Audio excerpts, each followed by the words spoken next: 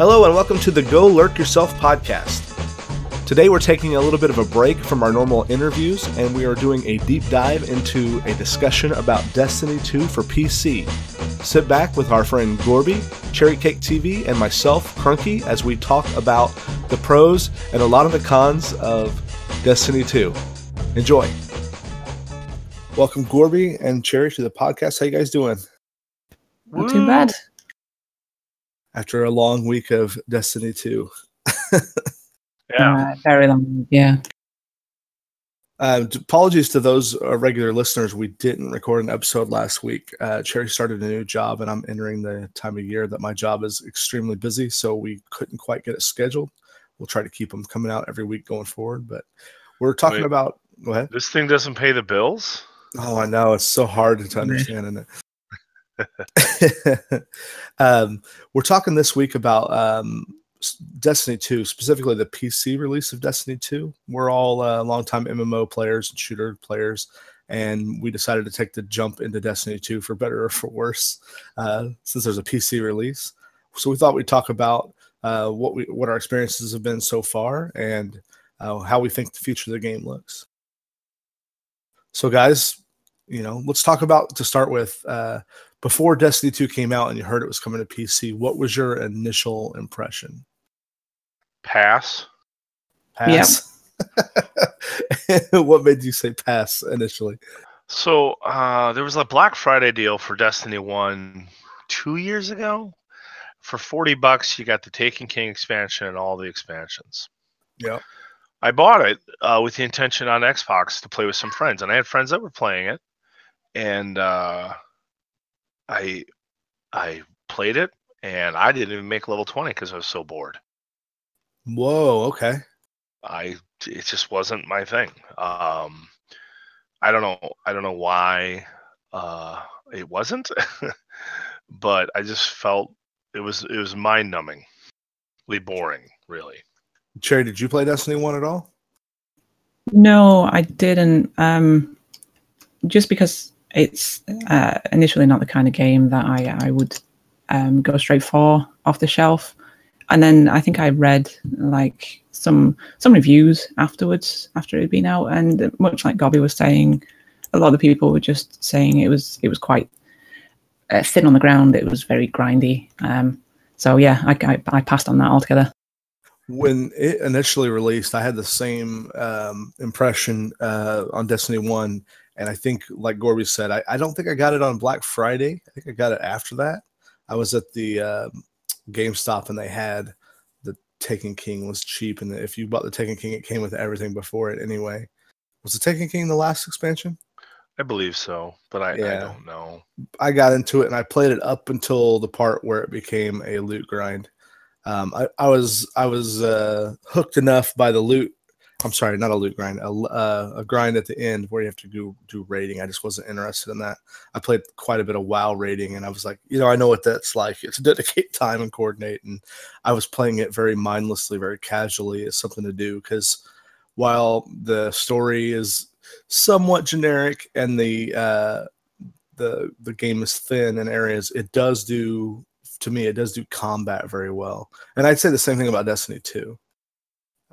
Destiny 2 has the added benefit for me of being a PC shooter, which I'd much rather play than a console shooter, just personally. Yeah, I get that. So I often have said for a long time that I don't like sci-fi shooters. I don't like having to shoot somebody 800 times in the face before they die. But to be fair, I haven't played a sci-fi shooter on a PC since probably Unreal Tournament 2003. Oh, wow. Maybe something after that, but it's right around that timeline. Battlefront games, that's different because it's Star Wars, is more sci-fi. I didn't like Battlefront. I didn't like any of them. No, the old one, you didn't like them? No. I owned a few of them. There's 3 of them, I believe, and I tried 1 and 2, and I'm like, I'm out. I just didn't like the way it felt. So when this one came along, and I was hesitant on buying it, and I usually buy things my friends are playing if it's a multiplayer experience to kind of hang out with them. I put it on, and it came right at a time where I needed some mind-numbing, but explosions and it's a little bit of excitement. It seems to be a game. I don't want to call it brain dead, but there's not much to it on the surface, and maybe there's a little more to it on the back end. But it doesn't seem ultra difficult. I don't know how you guys feel about it, but yeah, that's where I'm from. Yeah, it was what Grunt was saying to me before, because you guys started playing it before I actually got it, and then you did say initially, straight off the bat, you were like, there is not a lot to this game, but it's a good thing if you want to do something while hanging out with friends, which it is. Yes, and that's kind of what I've been doing. I have played on my own a few times, but I don't know. I like it. I do. It's hit me right where I need it right now. Especially because we played months and months of PlayerUnknown's Battleground. Right. Which is a completely different experience. I mean, yep, they're both shooters, but it's not the same thing. So back before the game came out, and I'm talking about the PC version of Destiny 2, I kept talking to my wife Dee, and I'm like, what do you think about this game? And my initial impression, sort of like PUBG, was that she wouldn't be into a game like that. It had the loot carrot on a stick, and it had the social features of an MMO, but more casual. And I think that's what sold her on it, because you guys can all blame her next time you talk to her. It's her fault that we're all playing this. Okay.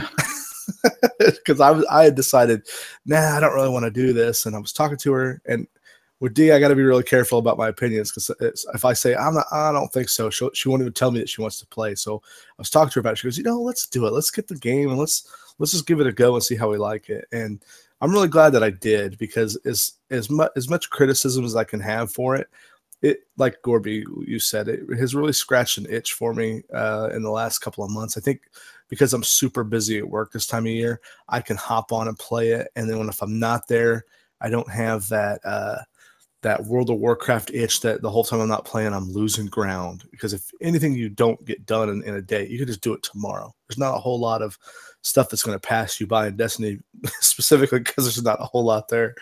There's only one raid on top of it.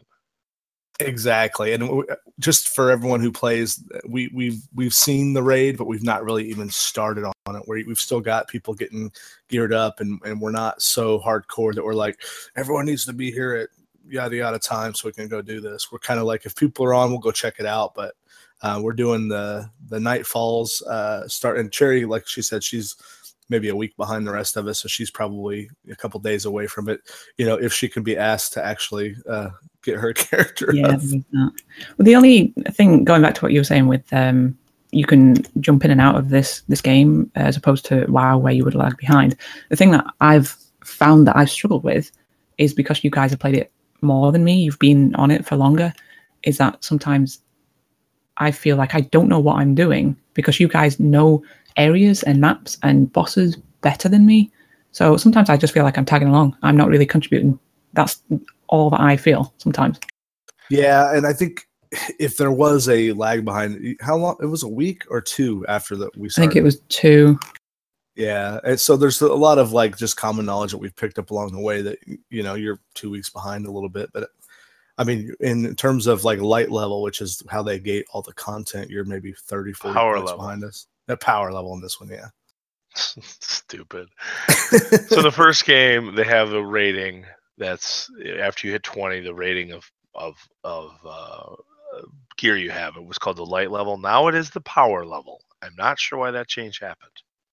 Makes more sense, I guess, to call it power, but okay. Can someone, I don't know if you guys would know this, but can you maybe explain why they decided to cap it at level 20 and not go any further than level 20, but your power level is able to still go up? I don't understand why they've done that. So if you've played, have you ever played an MMO where your gear can level up and so can your player? I don't think WoW introduced it late. They have it now that you can get artifacts that level up. It's basically a way to split the progression in the game. They have to leave room on your character. I think the first expansion comes out in December, and you can level up to 30 or 35. So they're going to do it like WoW, where they eventually increase the level count then? Correct. Okay, that's fine. I mean, what was the level cap on Destiny? When I played it, I think it was 30 or 35, maybe 40. Okay. Yeah, I can't even remember. But I mean, I burned through it in 3 or 4 days. I mean, and just like this one, I was level 20 in 2 days in Destiny 2. Not even that. Yeah, the level matters not. It's the power of the gear. And Diablo is like this, except they added Paragon levels, and I think it's very similar. How this game is structured as far as the gear grind, because it's more of a gear grind than anything. Like WoW is a gear grind, but it's not a gear grind till late. This is always a gear grind. Day one, because you can use the gear that you got at level 1 and level it all the way up until it's where you need it to be, which is something I didn't know about. So, Cherry, do you know about that? Not until recently, no. Okay, see? Yeah, I don't feel I So was the only one. That kind of brings us to our next point of now that you've played it for a bit, what are your gripes about it? What are your pros and cons? What do you really like about it? What do you really hate about it? I think we can all agree that the menus and the mechanics of the game are like purposefully obtuse and opaque and hard to like figure out. Like we've been playing it for a long time and we're still figuring crap out. Right. I got super annoyed with this the other day when it was you, Crunk, and Ollie that were taking me through some what do they call them? What were we doing? Strikes, probably. Yes. I wasn't. I don't think that was me, but yes. No, it was just Crunk and Ollie. Sorry, Gorby. We were doing some strikes, and like you guys would just like properly bed off and like you know where you were going, and I would look around and like, hang on, where have they gone? And the map was absolutely useless in figuring out where you guys had gone. There is no point on the actual map menu itself. There's very, very small points on the mini map itself. It's totally useless. I really, really don't like it. I really wish they would update that. Yeah, that's garbage. I agree with you. It's a total nightmare. Destiny 2 has trained me so well to believe that at some point someone's going to tell me there's a button I can push to fix that, and it's just nowhere to be found. It wouldn't surprise me at all because so many times I'm like, there's got to be a way to do that, and I'll look for a while. And I've spent more time Googling how the mechanics of Destiny 2 work, Googling how shit's supposed to work together, and it's like frustrating because there's nothing in game that really explains it well, or if it is, it's so hidden I've not been able to stumble upon it even when I go looking.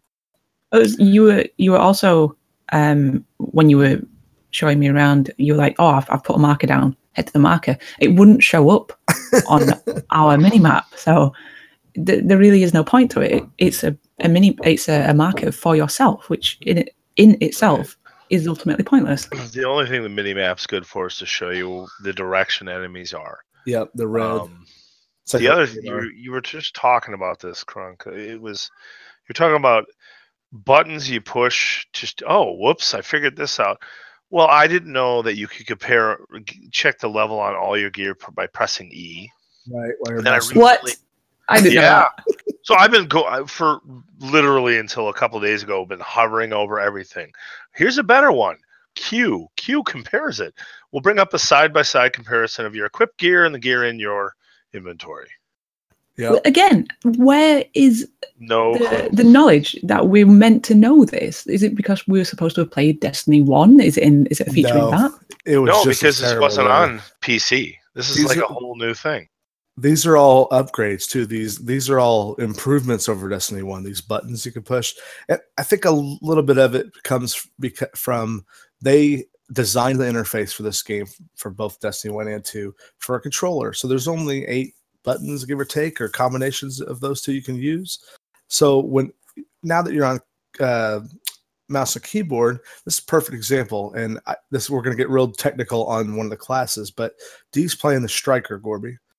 Yep. And what she's telling me we're struggling to, and this is, we're not just going to bitch about it the whole time. I really enjoy playing the game, and I really enjoy the multiplayer aspects, doing raids, and those things that's what I'm looking forward to as the end game in this game. But we're running a strike, or what are the Nightfall strike, which is like the harder version, better rewards for the level that we're at. Like a heroic strike. Exactly. And Dee was really struggling. It was her first one, and she's playing a striker in a somewhat not competitive area for the first time. That's challenging her. And she's like, hey, how do I do what's the difference between my regular melee and my shoulder throw? Because they're both on her control setup, middle mouse button. And I'm like, I don't know. She goes, I want to remap them separately. I understood what she wanted to do. She knew what she wanted to do.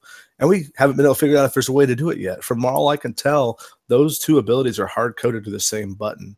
You can remap that button, but you can't split them apart. Right. I think that's accurate. They're the same because it's considered the same ability, because you can't do it. Well, yeah, no, I agree. And so the Hunter class, which Cherry and I both play, has an ability with at least one of the specs I have. Cherry probably isn't in X. It's the third subclass that you get. Can throw a smoke bomb that like blinds people in PvP.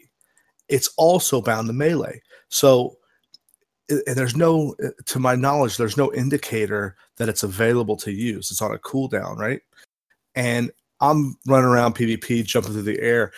I just push the button and hope that my smoke bomb's up. If not, I just swipe my knife in my melee. The air. Nice. It really, like, if this is a game that was made ground up for the PC, you know, you would think they would split that out, but it's not.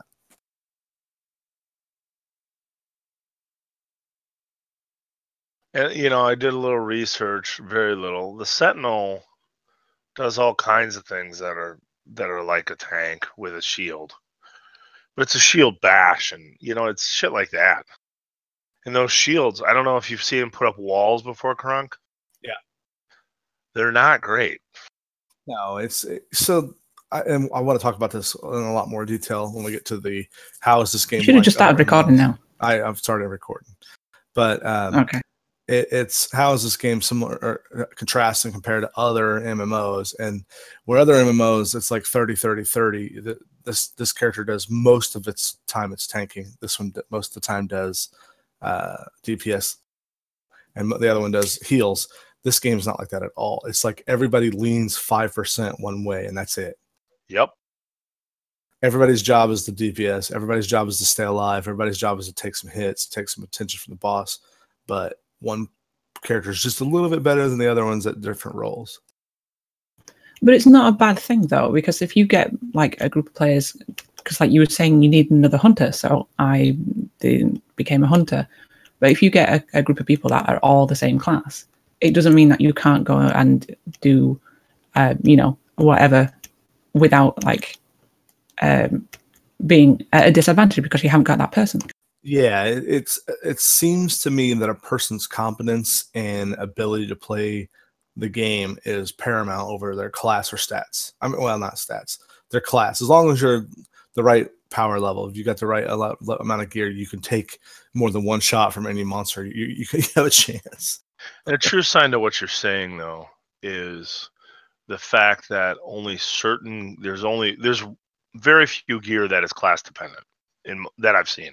Yeah, that should show you. They have like, and when they do have it, it's rare because it's one thing. It's an ability that would break another class, so they give it to one but not the other.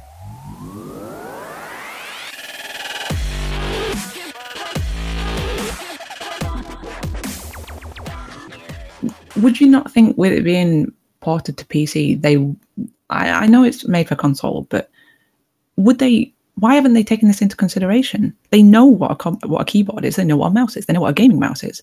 Why haven't they figured this out?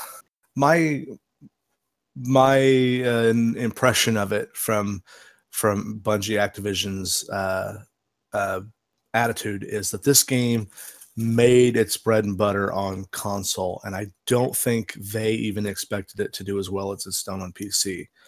So when a big company like that looks at the value proposition of, okay, let's port this to PC, what does that mean? Well, they spent all their money making sure it ran on multiple hardware configurations, making sure it could run at 60 frames, because this game has never had to do that before, upgrading all the textures and things to run it, because this game will run at 4K. So from a PC enthusiast standpoint, I can appreciate what they've done, because with a couple of exceptions, I know there's like a freeze bug that is happening randomly for some people, but this has been a rock solid port as far as performance, and I think it scales really well. Yep. I'm running at 144 frames per second on the highest setting. I'm not running in 4K because I chose higher frame rates over 4K when I did my setup. But I know, Cherry, it's running on your PC somewhat solidly, you said? Yeah, I'm getting consistently 60 frames at least. It makes a huge difference over Destiny 1. When I played Destiny 1 on Xbox One last fall, I could definitely tell I was at 30 frames, and PvP, especially 60 frames, feels so much better. I can't say enough about it, how good it feels to play the game. And it's one of the big reasons that I'm still playing it, because I think I said early on when we started playing it, hey, I warned you, Trey, I wouldn't get it if I were you, because I'm not sure you'll like it, and I'm not sure I'm going to be playing it in 3 weeks. Yeah, I remember you saying that, yeah. So back to your point about performance, I think it's funny. So Activision is really I think they're moving their focus for Bungie to PS4. And here's a good example. Xbox One X launched 4 days ago, 6 days ago. I don't know when this is, on the 7th. And it's going to be a month later before they put out the 4K textures for that console. Exactly. And I still believe PC is an afterthought, but as we see half steps in consoles, I believe that we're going to see more people switch to PC, because the reason people stay on console is because you get a 5 to 10 year experience on one device. Well, now if every 2 or 3 years they're pulling a cell phone thing where I have to upgrade, it's going to be interesting. I can tell you, I got burned on the PlayStation 4 Pro. And I'm not getting burned on the Xbox One X, because I'm not going to go down that road, and of having to upgrade the console every couple of years. Yeah, that's bullshit. I'd rather work on a PC that I'm doing other things on. I say that, but if Nintendo puts out a Switch 2.0 next year, I'm going to get it. Oh god, give me your Switch then if you're having that. The Switch in my house is probably the most played console. Kids are still playing Minecraft elsewhere. I'm not gonna lie. I've thought about buying a second Switch, because there's times where Dee or Molly and I all want to play at the same time. We can't, and there's a couple of games that are multiplayer where you can play together like that. Yep. But I'm not gonna do it yet. Speaking of PS4, the expansion for Destiny 2 comes out next month, and there are exclusive weapons. There's an exclusive strike mission that's only on the PS4. So that for now, I believe. Yeah, I believe it's a limited. 2 to 4 weeks. It's going to be on there first. That's no big deal. What's really interesting to me is that PC is not getting, or did get, the initial exclusive stuff from PS4 at launch, because the PC version launched a month later. But no one knows. They've not said whether the PC version is getting the PS4 exclusive stuff. But I can imagine if that drops, you're going to have some pissed off Xbox players switching. Yeah, and the whole thing about, and I don't want to crap on Xbox, because I've been a solid Microsoft supporter for many years in that realm, but all of their exclusive content is released on PC as well. So they're basically killing themselves with that tactic, I believe. Yeah, I mean, I can't speak for Cherry, but I know Gorby and I, we've talked about it a long time. But the Xbox, their biggest problem is software. And I think they're finally starting to realize that they have to put some shit out, or people are not going to gravitate toward their games. Yeah, it's been 2 really bad years for that console, in my opinion.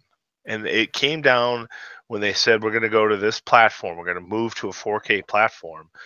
Software slowed way down as people, and they launched the console without an exclusive, like, hey, this is the game.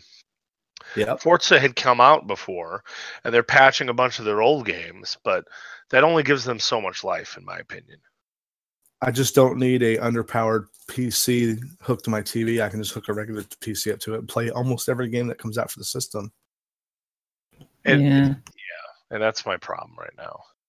So a very interesting thing that I had read prior to getting ready for this podcast was that Destiny 2 on console launched a month before PC. So it launched October something. I don't remember the exact date. So mid-September is when Destiny 2 launched.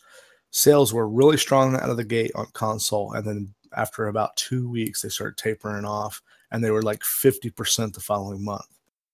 And a couple of other podcasts I listened to were talking about Destiny 2 and how these guys run a Destiny 2 podcast. They start out, it's called Destiny the Game is the name of the podcast, but they switched over when it came out on PC because they are all PC gamers as well and love to play it. And they said one of the main reasons they switched over initially was because they wanted to get the impressions and be able to talk to the PC experience. They said once they switched over to PC, they didn't want to go back. And then when they did log in again, all their friends were gone. Like they said, it's a ghost town over there because, like we talked about before, content's really thin. People get in, get it up to cap, and then they go play something else, waiting for the expansion to come out. And to be fair, you're going to get 20, 30 hours of gameplay out of this game regardless. And it's a fun gameplay. And there's a lot of games that we could say you don't get that much content out of. I do have an issue with the price of this, though. Because when we started playing it, Crunk, you were saying that this shouldn't really have been a standalone game. It feels more like an DLC or like an expansion for Destiny 1. Where this has come out as like a AAA title, whatever, and it's what, $60? Did you say it was? Yeah, 60 US. Yeah. In UK. Yeah, but you can blame Activision for that. Okay, all right. I agree with you 100%. What it feels to me is that they took a $60 game, they cut it in half, and they put the back half of it on the shelf and said, "Here's our game," and then they're going to chop up that other half and put it out as DLC over the course of a year. Yeah, right. And that is, I mean, that's pretty standard model now. And if you think about it, and this argument can be made, but they need to start raising the price of games and giving us more content. Because if you think about it, how long have we been at the 60 price point? Yeah. 2004? Whenever Xbox 360 launched, and maybe that was 2005, that's when it started. And before that, it was 50 for the longest time. And then before that, we kind of varied between 50 and 70. And with inflation and the size of these games and how big they are, they've got to figure out either lowering the entry point or, I think that's why you see more episodic games. Because if a game doesn't sell well, sometimes they don't finish the episodes. Yeah, I mean, the natural evolution of the market of video gaming, it goes through these weird cycles like this. What's happened over the past 5 to 10 years is as HD comes in, the cost and the time it makes to make a AAA looks better. Like the Star Wars Battlefront that's coming out next week or maybe it's already been out. I don't know. It looks amazing, but all the money and the time goes into making it look great. And then they have to subsidize it by doing things that I don't really care for, like the loot box pay to win kind of scenario. But the other thing you're seeing is smaller indie games are eating their lunch. Games that don't cost as much to produce, don't have all the high fidelity stuff. I mean, these big AAA places, they put all their eggs in one basket on the fidelity side. Everything has to be HD textures. Everything has to be 4K. We have to put out the best console and make it look the absolute best on Xbox One X, and that's neat. But that used to be a niche market. You remember when those high realistic games weren't very fun to play because they're super sim looking, but there was an arcade version that was a lot more fun to play. Didn't look quite as good. Look at PUBG, sold 20 million copies because it's fun to play. It's janky as shit. It doesn't, we've talked about it at length on this podcast, but it's janky. It doesn't play very well, but it has a key fun gameplay mode that is just won everybody over. And it's sold way more copies than anything else on Steam in the past 6 months. Except Destiny 2 is the highest selling game of the year. But that's across multiple platforms. Correct. Destiny 2 didn't sell 20 million copies on PC yet. I'm not saying it won't, but I don't think it will either. But yeah. I do not expect that the $30 we paid for PUBG is going to be equal to Destiny. No. There's no way I'm getting 300 plus hours out of this. Even the base game. That was the base game of, there's one map we played yeah, exactly, for essentially 6 months. And it didn't get boring. Never got boring. In this game right now, like where we're at, I'm at the 280-ish entry point for power level. I am at a grind. Like I have gone 3 or 4 days with not getting anything useful. And so I'm to that point. It's kind of like endgame Diablo where you're trying to get a set piece. Yeah. And you're just running through it and running through it and running through it. And that's all there really is to do. But thankfully, once a week, we have the Nightfalls. So I'm going to go ahead and disagree with you there. I have been really enjoying more than I expected the PvP in this game. And maybe it's because I got so burnt out on PUBG that I needed a competitive change. And this game, while we've talked at length about how light on content it is, there are only 3 or 4 PvP maps, but the PvP style is fast and fluid, and it feels right. Like in other shooters, PUBG being one or Counter-Strike, in this game, there's no dying around a corner. When I get shot, I know that it was fair. It feels fair anyway. Yeah, I would agree with that. You have to take into account that this, compared to PUBG, is a different style of PvP, though. Yep. This is like absolutely. Twitch. This is Twitch gaming at its best. It's not Call of Duty, but essentially that's what PvP more is. Call of Duty than it is anything else. And I played 4 maps this morning, and I did well, and I still was like, maybe this isn't bad, but I don't know. I just maybe it's a change of pace that I wasn't used to anymore. Like I used to play Call of Duty, Modern Warfare, all of them consistently. I played them a lot. I put hundreds of hours in those games, but I haven't played a Twitch game like that in a long time, where you have to be on the ball. Right. I agree with you 100%. And I used to play, Call of Duty, or even going back to this feels more to me like Unreal Tournament, the giant jumping, and the floatiness of it and the space theme. And I think that's why I'm digging my it. favorite way. I loved Unreal Tournament 2003 and Unreal Tournament. I mean, I played the heck out of them. Yep, same. And I think that's why this PvP is it's not that it's great, it's not that it's amazing. It's just such a radical change. I put a lot more hours into PUBG than I think both of you guys, because I was super addicted to it. I played it for like 30 hours. Yeah, I think you had 200 more hours than I did.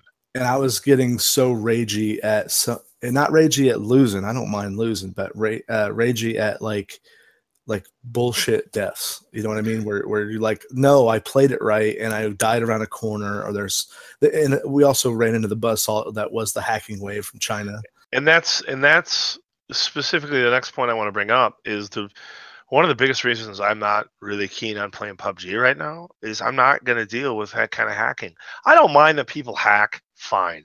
I don't want to see it. I don't want to know it. I want to be, if I question it, it's different than going, holy shit, that guy's hacking. He's going at the speed of a car. He jumped across the map. I don't want to be able to see that. When I see people hacking and I die to them, it like totally deflates my give a damn about the game. Right. And when you deal with a company like Activision, yep, there's going to be some cheating, but they're going to do a lot better job weeding that out. Much to my chagrin as a streamer. But again, you have to consider, guys, that PUBG is still in early access. I know it's been in early access for a very long time, but hopefully... Actually, it really hasn't. I mean, it's supposed to be out by the end of the year. That was just announced again last week. It's been since March, and that's really not that bad. It's not been like some of these games will go 2 or 3 years in early access. Yeah, true. I think that. But based on how they do their net code and how it's all client side shit, we're always going to deal with cheating in that game. Like on a level, it's going to get worse. There's only one better way to get away from the cheating. What is it, Crunk? Put it on console? Yes, that's going to be it. If you really want to play PUBG and you don't want to deal with the cheating, I'm not saying cheating doesn't happen on consoles, but it is far, far less. Well, because the only games you play on consoles are button down AAA titles. You don't play, first time developer Bluehole's console port. You have though. Like Ark has been out. Ark has been out in early access on Xbox for a while. Yeah, there you have exploits is what you got to worry about there. Right. But I've been really impressed with Destiny 2's PvP more than I expected, and not necessarily on its strengths, but on its change of pace for me personally. So take that for what it is. Yeah, no, I agree. We also have had, because there's a lot of us that we've all been gaming together in our little clan. We've got maybe 6 to 8 people in there right now, maybe 10, I don't know. And we've been hanging out doing stuff together. One of the things I really love hanging out with my friends and playing the in-game content, the Nightfalls and the strikes, and just starting the raids. But one of the things that's really been unusual for me and hard to get a handle on is the weird group sizes, the 3-man strikes. It's like I wish there was a way for us to adaptively, take on a 4th person when there's 4 of us on. Yeah. Yeah, that's been a problem. Yeah, exactly. I mean, when I play, usually D's playing, so that's 2 people right there. I could take on one other person in our group, or it might end up like with some of the expansions that they bring out, some of the raids that we have to do, or like some of the PvP that we have to do or choose to do, will end up being 4x4. Yeah, all the PvP is 4 versus 4. Oh, my bad. No, it's okay. You have to bring a pre-made group, and they have like this ranked system called Trials of the 9 that you have to make a group and then go do some like prereq stuff, and then you get in there and you go until you lose, and whenever you lose, that's why they rank you, and you can get rewards for placing certain tiers. It's a game that you have to really like PvP in, or you're basically gonna have nothing to do after a couple of weeks.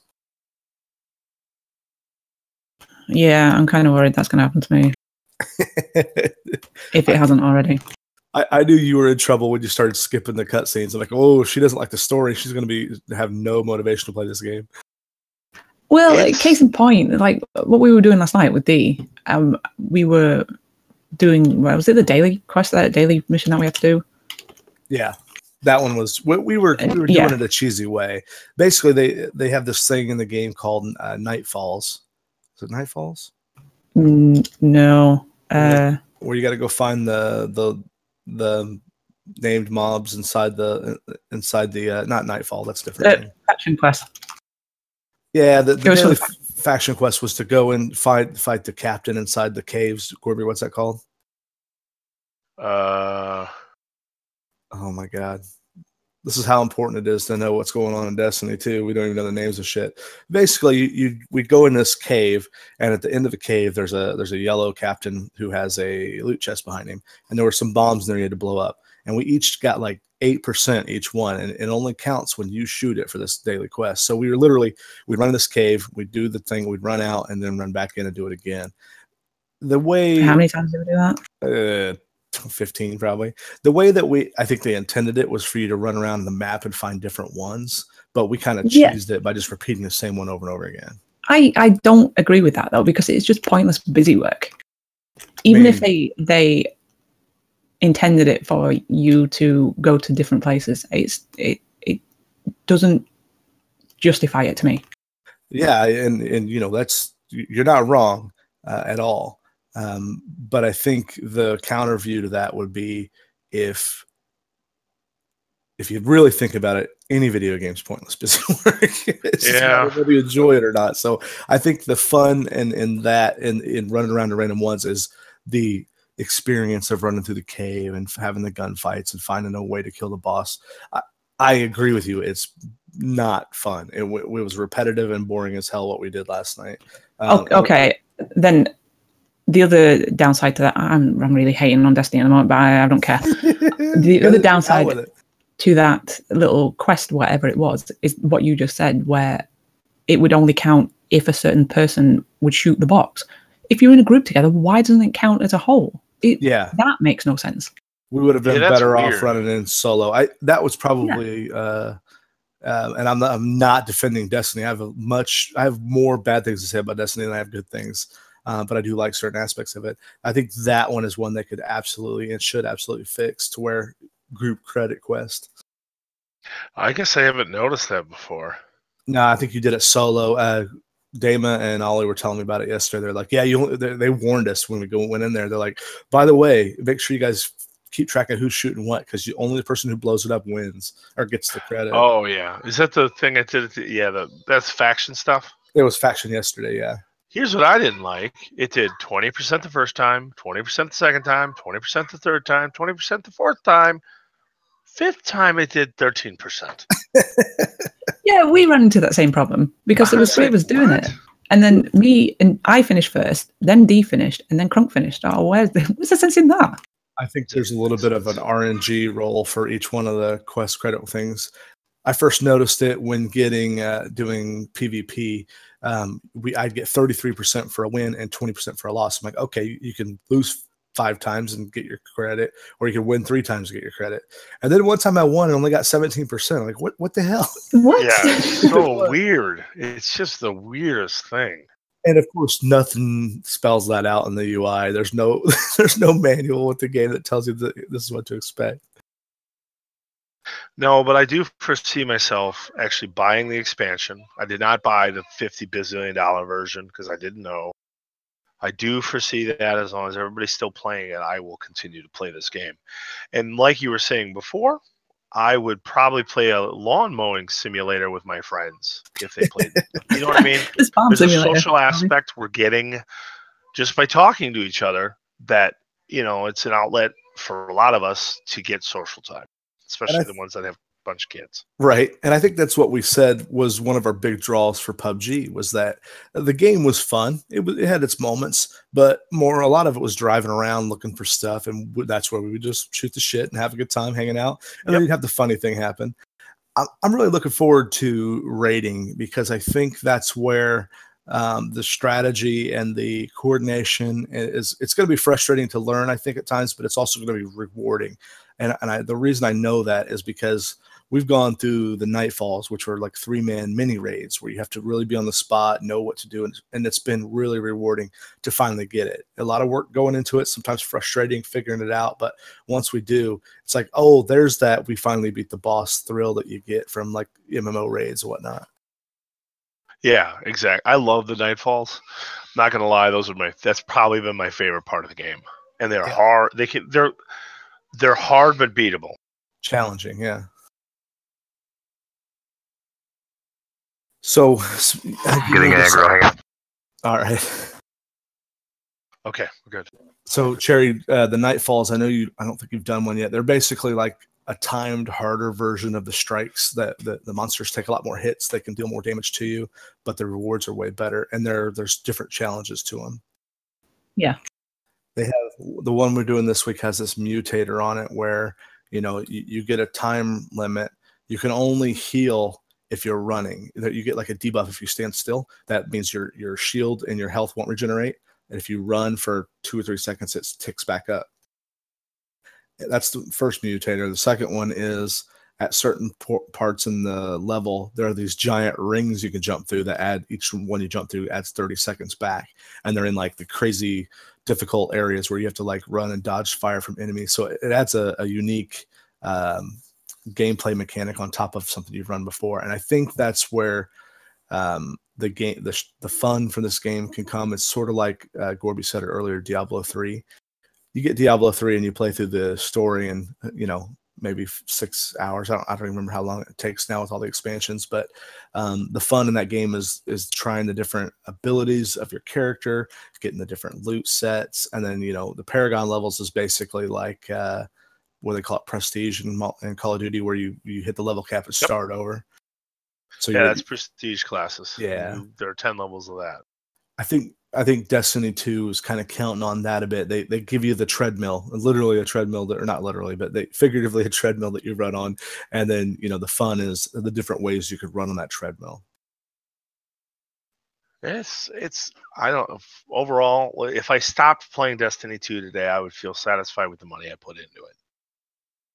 For me, I would agree. That's fair. Yeah, I'll take it or leave it. I'm so on the fence with this game. It hasn't won me over yet, but like Gorby says, if you guys continue to play it, I will play it purely because of the social aspect of it. And to be fair, didn't somebody just roll a Titan to come help you? Come level with you? Is that what I heard? He's already leveled up. Oh, you 20? Me? Yeah. Which power level? Hang on, I am 255. Why haven't? Well, okay. We'll talk about that off stream. We should do a Nightfall with her. Isn't it 260 for a Nightfall? It's 240, but. Oh, okay. I got told it was 260. Yeah, by Krunga. No, it's 240, but to be fair, you really should be 260. And that's really not that difficult to get up to. And here's the other thing I'm worried about. If she's already on the fence about Destiny, going into a Nightfall may not be the most positive experience for the first time. Yeah, probably break me on it. Get your teeth kicked in. We'll run you through with Dama and I, and we'll be laughing the whole way because we keep dying stupidly. It's really fun if you're into the strategy of it. If you're not, then it's just the thing you want to be done with. Like we ran through a D last night, and it was the first time she finished one, and we probably went through it 6 or 7 tries, and she was getting really frustrated. Yeah, I can see that happening. I mean, I can too, because I got frustrated the first couple times I was in there. I was like, we shouldn't be doing this yet. It doesn't feel like it's possible. And then you make a tweak here, you make a tweak there. And for me, that's the rewarding part is, okay, figuring out the mechanics. And, when I played Destiny 1, figuring things out was part of the puzzle for me. I didn't mind that as much. But Destiny 2 seems to be a little bit worse as far as not knowing how stuff works. Yeah, maybe because I'm playing it earlier on in its lifespan than Destiny 2. Destiny 1 had been out for a long time, so I was a lot of resources to go find stuff. Plus, the thing is, like, if what you were talking about earlier with this not really being a standalone game, it should have been like an expansion. With Destiny 1, you've already kind of done this, so isn't it just like kind of a rehashing? So it doesn't really feel new. Yeah, I would absolutely agree with that. I mean, if this was 10 years ago, I would look at this game and go, man, this is just a cash grab. This is just an expansion for Destiny 1. And I still believe that it absolutely is. It just doesn't bother as much. I absolutely think it is too, because there's not much that has changed. So you mentioned earlier it was the #1 best-selling game. I'm looking at the of the year. Yeah. The esports article about it. It says that it actually surpassed already, and it's only been out since October. Beat Tom Clancy's Ghost Recon Wildlands, NBA 2K18, and Madden NFL. And I think they announced that prior to it being released on PC. Yes, this was before PC release on October 24th. So think about that. So it came out in September. In less than a month, it outsold Madden. Madden is one of the best-selling games because it's multi-platform. Well, they went away from PC, but still, it sells a ton of copies. Right. I find that really weird. Like, where does the following come from? People that want to keep their updates. I know people that buy Madden yearly. I think they're ridiculous. Oh no, sorry, I meant for Destiny, Gorby. Oh. I know people playing on every platform but PlayStation. And admittedly, that's because my PlayStation friends list is very small. And the one guy that would have played there is playing on PC.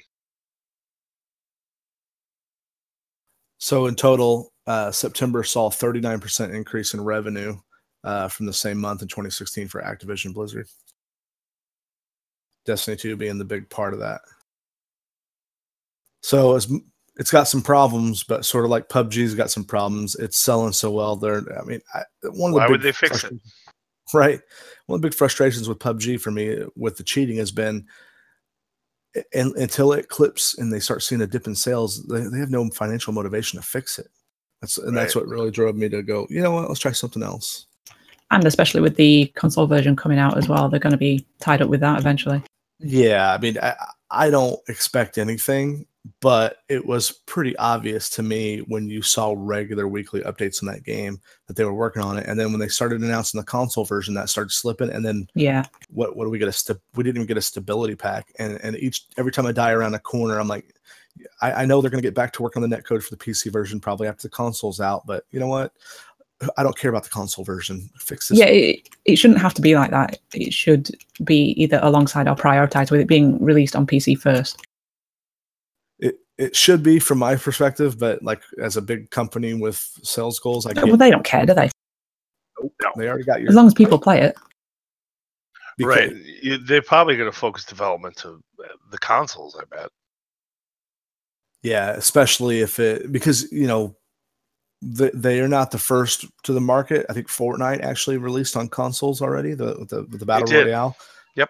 And that's one of the reasons why they're trying to rush that to consoles, get it out there, because it would be the first of, one of the first games of its kind, and really the first one that had massive success on PC to, set a new genre. And over the next 4 or 5 years, we're going to see a bunch of game modes like this on all the different AAA titles.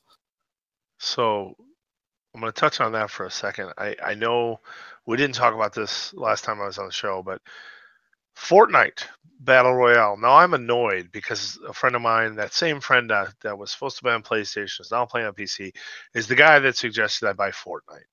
So I bought Fortnite months ago, and I really did not enjoy it. So then I tried a Battle Royale. How does everybody feel about that? Nope.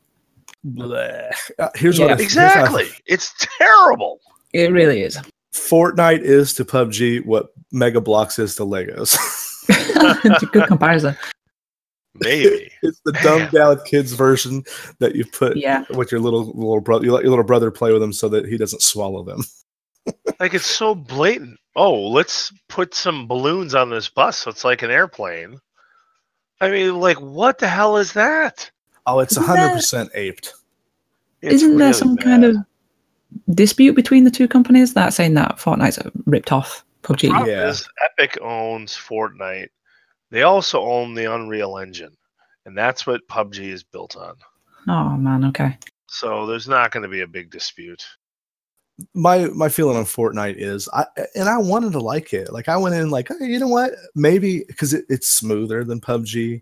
The netcode feels better, but this comes back to the type of gamer that I am. I think why I can enjoy Destiny 2 despite its flaws, and why I can play, Street Fighter 2 to this day, is I'm more of a action mechanics game. Like, I like the way a game feels first, and everything else has to come afterwards. And if I can get into the way the game plays and how it feels to move my character around, I can put up with a lot of shit. See, Dark Souls, I love the way that game plays, or Bloodborne, and I can put up with dying over and over again because I really enjoy that. Fortnite just feels clunky on the shooting mechanics, and they've actually put out a patch a couple weeks ago. I've not played it since, where it feels better, according to my friend B-Shiv told me, but I've not been compelled to go back and try it, especially been hooked on Destiny the last couple of weeks. I have played it since that patch, and I would agree with B-Shiv that they have definitely upgraded the gun mechanics of it, but there are so many other issues that it just gets overshadowed. Like, there are so few drops of guns. If you are not the first person on the ground, you just have no chance. You're just immediately blown away. Oh, really? It's like landing at the school in PUBG over and over again? Exactly, yeah. And because the map is a lot smaller than PUBG as well, that, if you miss out on those guns, then you don't have anywhere else to go because the people that landed before you have already got them. Gotcha. And it seems to me there's a way, like a very obtuse way to like land fast. If you can. Oh yeah. Oh god. Yeah. That memory. I know B-Shiv plays with a controller. You have to this is something you can't do on PC. You can't take a left analog stick and move it slightly down and to the left, not all the way. And there's like some way, in that way, anyone who's playing with a controller on that can use the controller to get down and then use their mouse and keyboard to aim after they land, because it supports both. Speaking of that, so does Destiny 2, by the way. I was just going to say, do you want to talk about that? We should totally try that. I'm not, but I mean, you guys should. I mean, but basically, in Destiny 2 PvP, or in the single player game as well, you can hook a controller up to a computer and play it. And when you push left trigger or aim down sights, it will snap to the head of the other player or monster that you're fighting. Didn't Destiny 1 do that? Absolutely did. In fact, the reason I was able to play a console shooter for any length of time was because of that. I'm not good enough with the controller on a shooter to have free aim and shoot things in the head. Like, Destiny 1, even when you got toward the end, if you couldn't consistently get critical headshots, you were going to die because you would just get overwhelmed. You had to put things down. Even the lower monsters could do damage in numbers. Right. Is that something that they're ever going to patch out, though? Is it possible to patch out? I mean, I can't speak for I've not seen anywhere. I can't speak for them. I don't think they will, though. They can't, though. So anytime you take off aim assist on controllers, it becomes wonky. And it becomes very difficult. It always has. And that's why aim assist came about. If you ever want to know what that's like, play GoldenEye for N64. You can actually turn off all aim assist. And we used to, when we played multiplayer, we had to turn it all off. And that, of course, that game didn't have a right analog stick to aim with the C buttons. But the guns will they'll zero in a little bit when you get within a specific cone of the player's head, and if you aim down sights while it's in that cone, it will snap to their headshot immediately.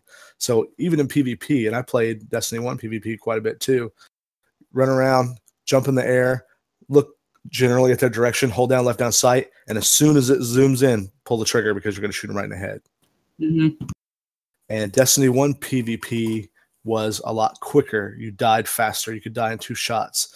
And I know we've all been killed by power ammo in Destiny 2 with 1 or 2 shots, but in Destiny 2, they've actually slowed down the PvP a little bit, and it's more team-based. Destiny 1 was 4 people flying around solo. Actually, there were 5 people per match. Is that right, Gorby? Yes, I think that's right. Yeah, so it was a lot more frantic, and people could kill you faster. So it was I liked that PvP for a short time, but I got over it quickly. This one's I'm enjoying it longer. It seems like. Yep, I think it's great. I find it weird, Grunk, that you enjoy this PvP, but you didn't like the Battlefront game, because I equate them together. Battlefront is more 20 on 20, isn't it? Yeah. Oh, is it the size of the groups that you prefer? It's that, and I don't know if you played Battlefront on PC, but Battlefront on PC, you could headshot, one-shot kill someone from across the map with a pistol. Game was completely made for console, and when you got on the PC, basically you couldn't walk out of spawn and without getting your head blown up, and you literally would die at spawn more than you'd die anywhere else. And I played it for a bit. Yeah, I only played it for PlayStation 4. Yeah, after about I had it. I tried it a couple of nights for about a week and a half, and I came in late, so everybody had upgraded weapons, and then I couldn't stay happy playing the game more than an hour, because literally you just die over and over and over again. And it was pretty. The game looked great, but I never could get to where I felt like I was making any progress with that game. You have to like slowly unlock weapons in that game. Yeah. I played for like 6 hours to unlock the second weapon, and I figured out that the gun that I wanted for my class was like 7 unlocks later, and they were exponentially longer. And I was like, I'm out. Done. I'm not gonna be able to put up with it that long, because I played MMOs. I can put up with some bullshit for a time if I know there's something better coming on down the road. You mean where they overpower class and underpower the next patch? Precisely.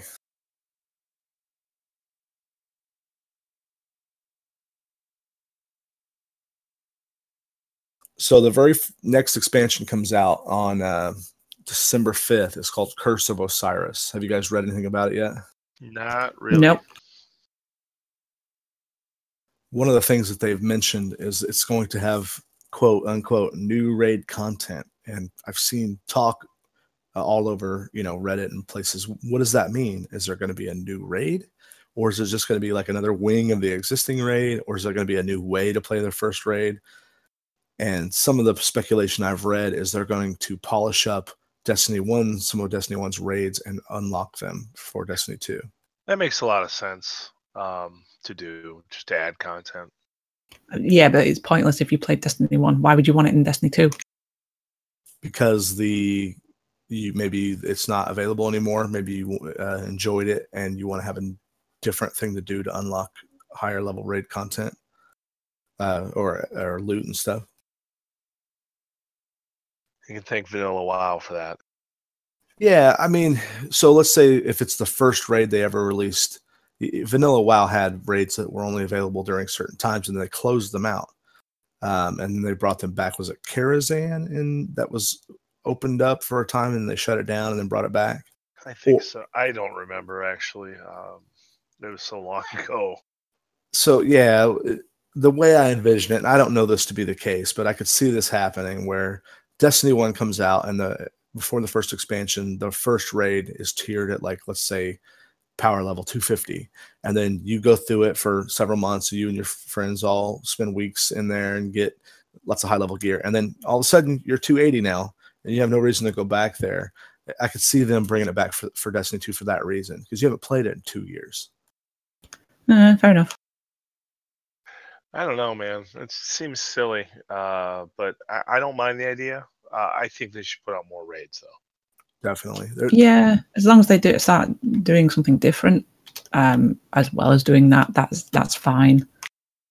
But it just seems like a little bit of a get out if they just start, rehashing whatever they did for Destiny 1. Well, how many raids? There were 5 raids in the first one? Didn't do one, so I couldn't tell you. Yeah, I'm Googling it. Yeah, there are 5 of them. And so I don't know if they're like the 8 to 10 hours like the current raid is, but I think that's a lot of content you can add to a game if it's 8 to 10 hours of play. Yeah, especially if it's something you're going to repeat. The way the first raid, the one we went to, what is it called, Leviathan? It has several different wings, and each wing can be completed and on its own. So that's kind of a thing you could progressively work on as a group. Hey, let's go tackle this first area and see if we can't beat the boss in there. If you do it early enough, we'll try to look at the next one and then pick it up the next night or whatever we're all on again. Huh. Sorry, it's 5 with Destiny 2's raid. Oh wow, so there are 4 in the old one. Yeah, I read this wrong. I was like, why does it say Leviathan? I'm so confused. But the first 4, there are 4, and 2 of them are to get up to like 3 to 320 light level, and one of them, there was another expansion after Taken King called Rise of Iron. Oh yeah, that's the one I got in on. I wasn't on Taken King. Okay, and the last expansion that took it up to power level or light level 390. Like that's what the enemies were. So a lot of there was a leak for the Xbox about Destiny 2, and they say there'll be new story missions. The Curse of Osiris will feature new loot, new activities, new planet explore, and presumably the light level cap or the power level cap will raise up to 25 or 30. That's not a bad idea. That's a pretty good idea. I don't know. They got our money. Right. I think that's all that matters, isn't it? Yeah, it really does.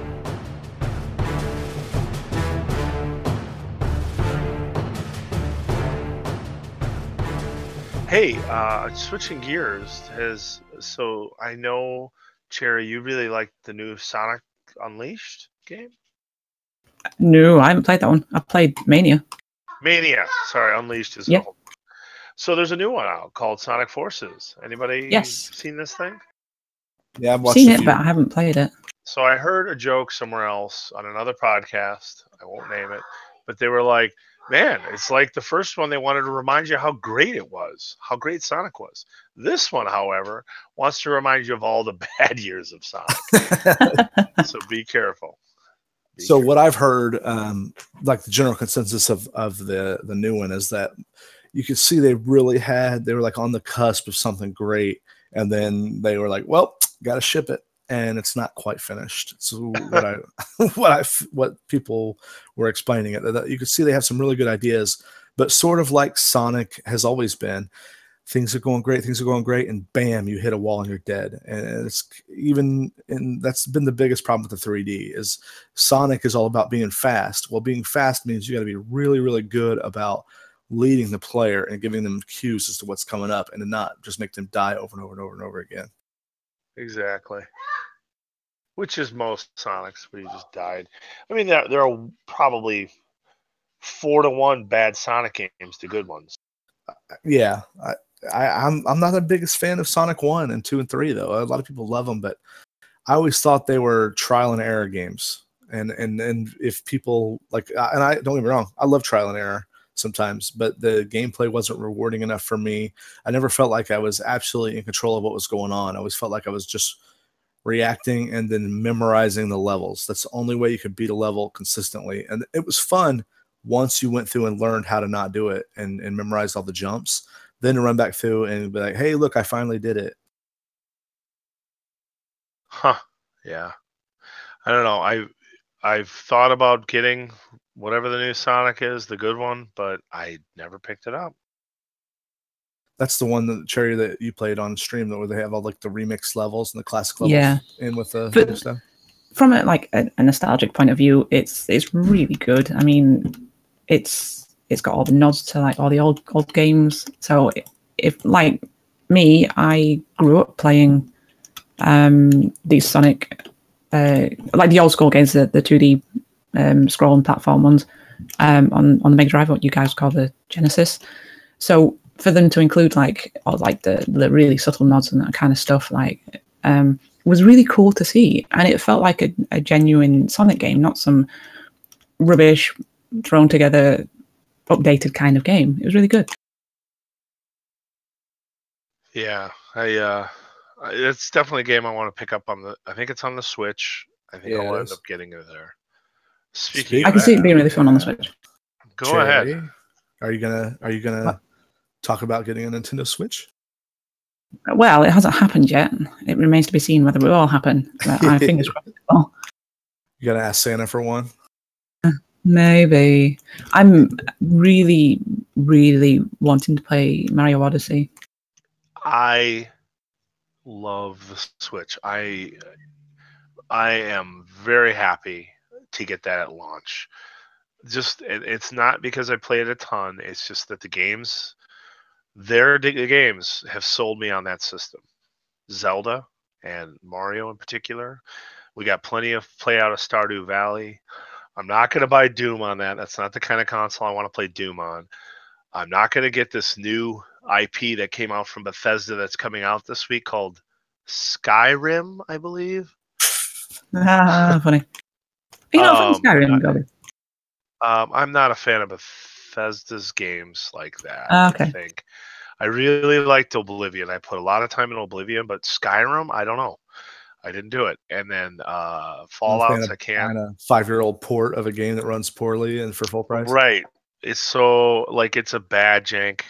Whatever the Fallout 4, I of course bought at launch, and the whole building mechanic of building your settlements turned me off. Like I immediately was just taken out of it. Yeah, I know what you mean by that. I was like, this is stupid. And I know you can skip it, but they should have made it better. They should have done something to make it better. But I'm not going to buy Skyrim on it. There are a couple of RPGs coming out, I think, that I may check out. But there's some stuff coming out in the next couple weeks. Xenoblade Chronicles 2. I didn't play the first one, so I don't know if I can follow an anime story. It's completely independent of the first story. But let me get on my soapbox for a minute. I've hunted down Xenoblade Chronicles 1 for the Wii several years ago and played it. And yeah, I wanted to play it actually. Hands down, best JRPG I've played in a decade. It made me realize that, oh no, you're not too old for JRPGs. You just haven't been playing the right ones, because it's fucking amazing. wanted to play it, and then I didn't, and I still could.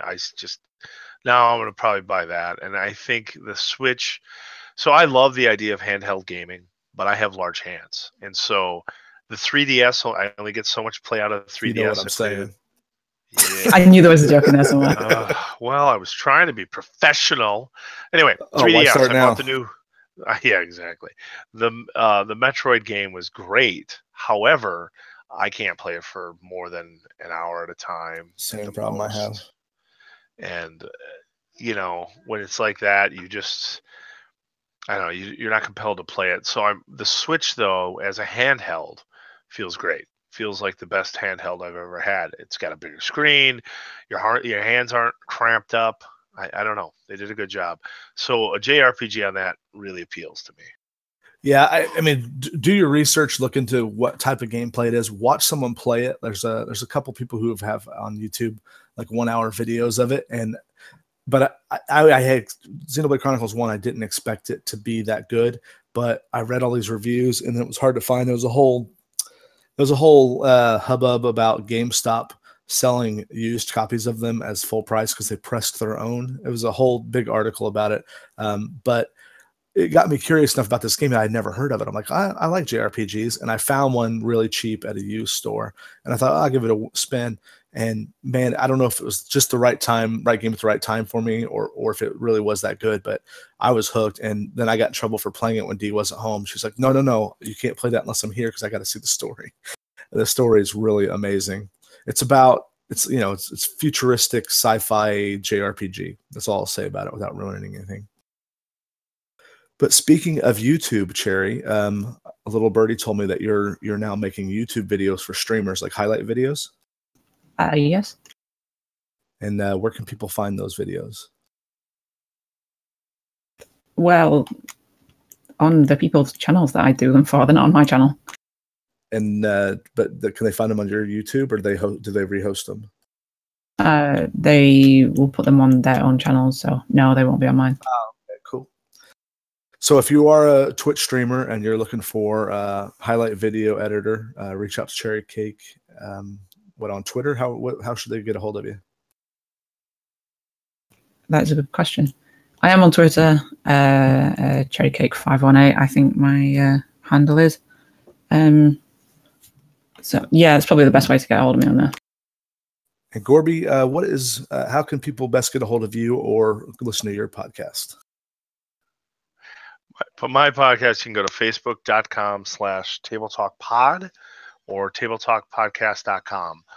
You can find us on iTunes. You can find us on all major platforms. If you want to email me, you can email me at, what the hell is it? GorbyAK@gmail.com. Gorbiak. Gorbiak. Yep. Well, guys, I appreciate you being here to talk about Destiny 2. And absolutely rip into it. Every other games. Yeah, I mean, the game is not without its faults. I think we can all agree. It's funny because when we talk about games like PUBG and we talk about Destiny, we can shit on them both. However, there are many non-tangibles with PUBG, and there are not as many with Destiny 2, even though I like it a lot. Put an underline under that one. Not as many. I can agree with that. Right. Well, my name is Crunky. You can find me on Twitter at Crunky_Twitch. Both Cherry Cake TV and I are on Twitch as well. Wait a minute, I said that wrong. You can find me on Twitter at Crunky_Twitch. You can find me at Twitch, just at Crunky with 2 N's. Cherry Cake TV is also on Twitch. You usually find her streaming 3 days a week. What have you been playing lately on stream, Cherry? Last time I played was South Park, the new South Park, The Fractured But Whole. Oh, such a good game. I need to finish it as well. Same here. In fact, I was watching you play it. I'm like, well, I haven't seen this part. I gotta mute this. I'm gonna lurk for a bit. All right, guys. Thanks for being here, and we'll catch you guys next time.